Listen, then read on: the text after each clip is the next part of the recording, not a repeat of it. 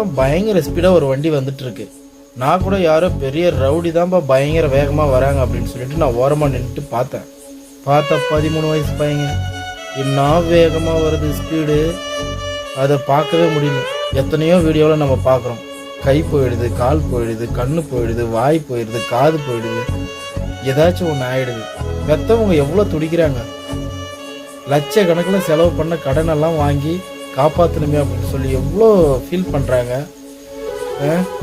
எவ்வளோ கஷ்டத்தை கொடுக்குறீங்க, என்ன பண்ணுறது, எவ்வளோ உங்கள் நல்லதுக்கு தான் நான் சொல்கிறேன். தயவு செஞ்சு வண்டியை நிதானமாக ஓட்டுங்க.